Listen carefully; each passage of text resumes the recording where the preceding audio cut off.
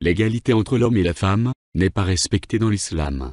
On peut le constater dans le Coran et la Sunna de Mahomet.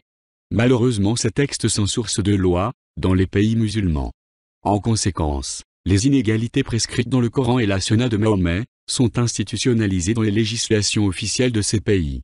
Les lois à caractère discriminatoire envers la femme sont appliquées non seulement dans les pays musulmans, mais également dans les pays occidentaux par les autorités consulaires de ces pays. Les inégalités envers la femme concernent plusieurs domaines. On peut citer la polygamie, qui permet à l'homme d'avoir plusieurs épouses.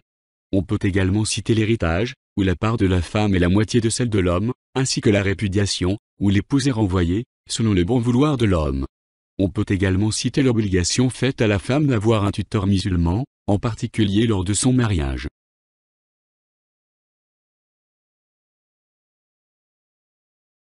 L'islam continue à prescrire les châtiments corporels, conformément au Coran et à la Sunna de Mahomet. Parmi ces châtiments d'un autre âge, et qui continuent d'être appliqués, on peut citer la lapidation et la flagellation. Ces châtiments particulièrement cruels constituent une atteinte grave à la dignité humaine.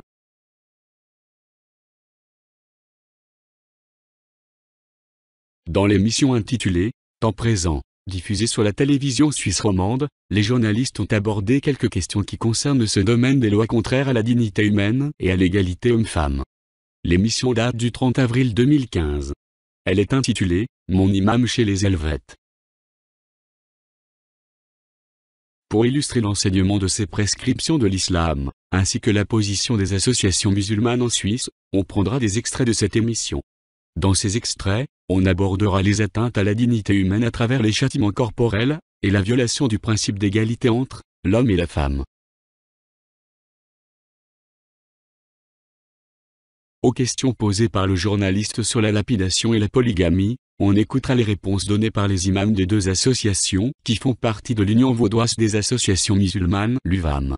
L'imam du Centre islamique et culturel turc de Lausanne, et l'imam du complexe culturel musulman de Lausanne. Ce complexe est particulièrement important, parce qu'il inclut une école qui enseigne le Coran aux enfants et aux adultes, ainsi que la jurisprudence musulmane, et les préceptes de la charia. Écoutons les questions du journaliste, et les réponses données par les imams.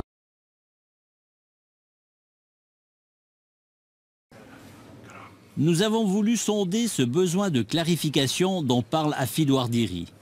Et pour ce faire, nous avons réuni dans ce qu'on peut appeler un quiz islam les questions qui font polémique afin de tester les réactions. Et vous allez l'entendre, les réponses ne sont pas vraiment rassurantes.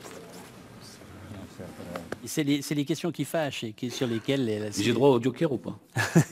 Vous avez droit à tout. Moi, je vous demande de répondre, vous êtes pour, vous êtes contre. Si vous avez besoin de préciser avec une phrase, faites-le, mais l'idée, c'est de le faire de manière assez concise.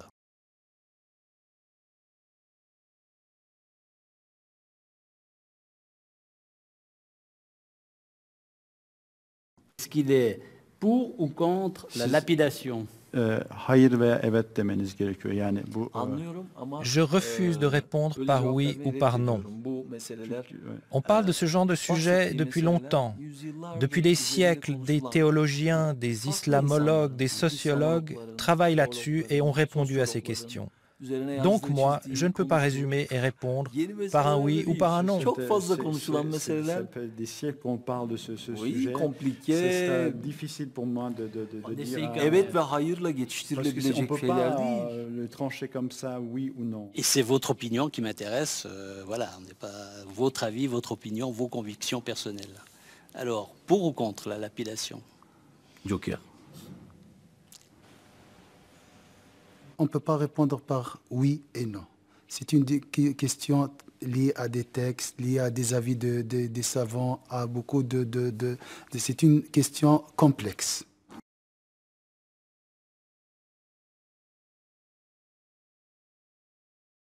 Pour ou contre la polygamie? En Suisse? En principe, en Suisse ou ailleurs. Joker. Pourquoi le joker en l'occurrence? Encore une fois, parce que, comme je vous ai dit, c'est un petit peu délicat de parler de ce genre de sujet-là, parce que on va dire ça ne m'implique pas moi seulement. Oui, moi je pense qu'on peut répondre par oui et par non à certaines questions. C'est votre avis, je respecte votre avis, mais pour moi, nous sommes confrontés à un contexte et à des textes.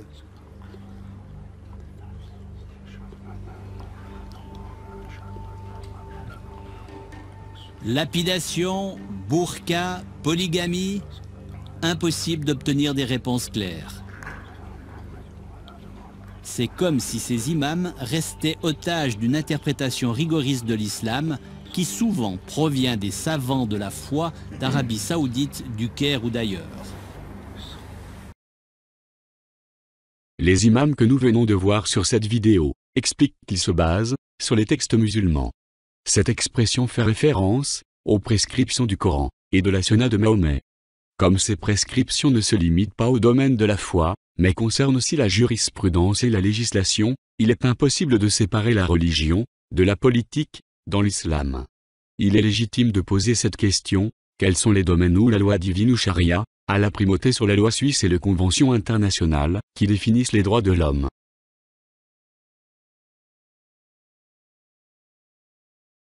Les centres musulmans, aussi bien en Suisse qu'en Europe, disposent d'écoles qui enseignent le Coran aux enfants et aux adultes. On apprend à mémoriser et à réciter collectivement l'ensemble des sourates du Coran. L'Union vaudoise des associations musulmanes rappelle ce hadith de Mahomet qui affirme aux fidèles que « le meilleur d'entre vous est celui qui a appris le Coran et qui l'a enseigné ». Ensuite, l'Union vaudoise des associations musulmanes définit la nature sacrée du Coran. Elle donne ses précisions. Le Coran est la parole d'Allah. Il a été parfaitement préservé, tant au niveau de la forme qu'à celui de son sens. De la sorte, le Coran dont nous disposons aujourd'hui est identique à celui qui fut révélé à Mahomet. Pas une seule phrase n'a été altérée, car Dieu lui-même en a garanti la conservation. Les musulmans doivent vivre dans l'obéissance à Allah, en respectant les prescriptions divines. Le Coran se proclame le guide de toute l'humanité, pour tous les temps. L'enseignement prodigué dans cette école va encore plus loin. Il consacre des cours sur les prescriptions que fixe le Coran. On dépasse ainsi le cadre de la religion, au sens qu'on donne à ce terme en Occident. Le Coran ne se limite pas à la foi librement consentie et au culte pratiqué dans un cadre privé. Le Coran inclut la législation, ce qui signifie que les prescriptions coraniques fixent des lois qui gèrent tous les aspects de la vie, aussi bien ceux qui relèvent du domaine privé que ceux qui concernent le domaine public, comme la gouvernance, la justice, la finance, l'enseignement et même les relations avec les autres nations. En conséquence, même les alliances entre nations, ainsi que les décisions sur la paix ou la guerre, font partie des prescriptions de la charia. Les cours consacrés à l'aspect prescriptif du Coran précisent la jurisprudence et le droit musulman. Le cours enseigne que les finalités de la révélation et le but de la charia sont les objectifs suprêmes de toute la révélation divine, en particulier le Coran, qui constitue la révélation finale qu'Allah a faite au prophète Mahomet. Dans les commandements d'Allah, il faut distinguer les niveaux de l'obligation, de la recommandation et de l'interdiction. Sans cette connaissance, la compréhension de l'islam risque d'être biaisée et conduire à des erreurs grossières et parfois tragiques.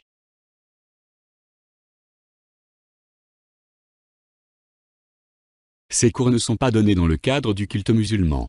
Ces cours sont prodigués dans le cadre de l'enseignement. Il s'agit bien d'écoles et non pas de lieux de culte. En conséquence, il est légitime de se poser cette question: est-il permis d'enseigner des préceptes qui violent les lois suisses et les valeurs sur lesquelles se sont bâtis nos pays? En plus, ces préceptes sont en contradiction frontale avec les conventions internationales qui ont été ratifiées par l'ensemble des nations de la planète.